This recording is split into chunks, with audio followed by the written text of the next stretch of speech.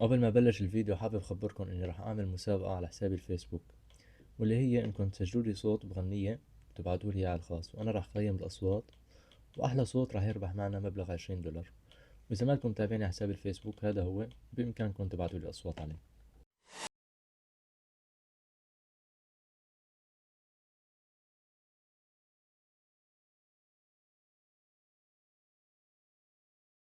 خيانة كترونة صايرة محتوى عند اغلب اليوتيوبر، فما ضل البيوت اسرار، ضل البيوت اخبار.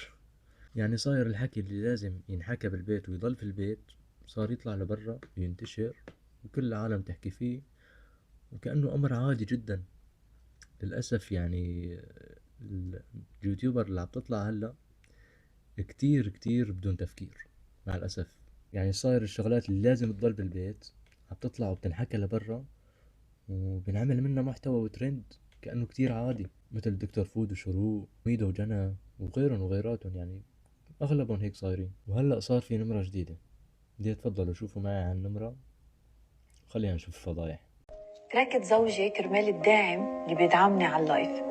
هذا الشخص كتير ساعدني بحياتي. الداعم عطاني سيارة، عطاني بيت، عطاني كل شيء أنا كنت بحلم فيه.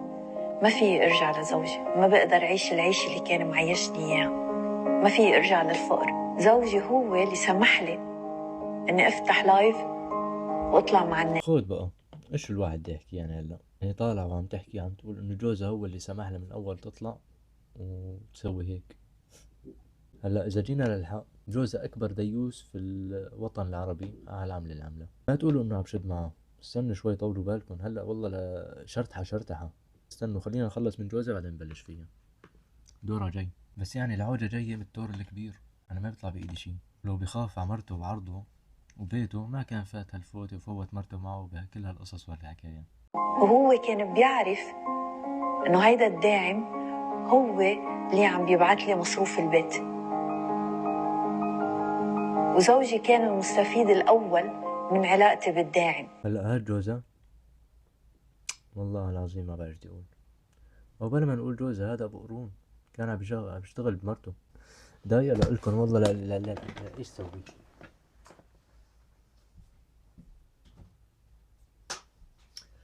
انت لو امسكك ضل اطويك ضل اطويك ضل اطويك في هي لخلي بزر مخك يطير.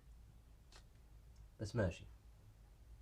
هذا فاتح مشروع استثمار، عم يستثمر في مرته ما شاء الله عليه، مشان هي تجيب له المصروف وتكون مصدر الدخل له. ما شاء الله عليه يا اخي. قرونه كتير كتير طوال. لازم ياخد حب فيتامين، لازمك ضروري حب فيتامين يا اخي. يعني بدون حب فيتامين قرونك ما راح يطلعوا بشكل كتير كويس. عرفت علي كيف؟ فلذلك لازم تاخد حب فيتامين مشان قرونك يطلعوا كتير كتير كويسين وحلوين ويلبقوا لك. كان عنده مشكلة إنه في رجال غيره عم بيصرف على البيت، وما كان عنده مشكلة إنه في حدا غيره عم بيساعدنا وعم بيصرف علينا كلنا. قررت أتركه وما كفي معه. تعلقت بالداعم، حبيته وتعلقت فيه. افتح لايف مع الناس وخلي الناس تكبل لي مصاري، بس في شخص كان عطول هو اللي بيدعمني، وهذا الشخص اليوم هو زوجي، وأنا اليوم عايشة ببيته. ما في أتخلى عنه، ما أفكر بحياتي أني أتخلى عنه، لأنه هو ما تخلى عني، وقف حدي وساعدني. لو ما زوجي سمح لي أفتح لايف وأطلع مع الناس ممكن ما كنت تعرفت عليه، بس ما في اليوم هو يحكي علي. أنا بعرف أنه هو اليوم عم يحكي علي، أنا تركته وأحملت حالي وفليت. هو السبب، كان كل شيء عم بيصير بعلم. لو كان بخاف علي ما كان خلاني.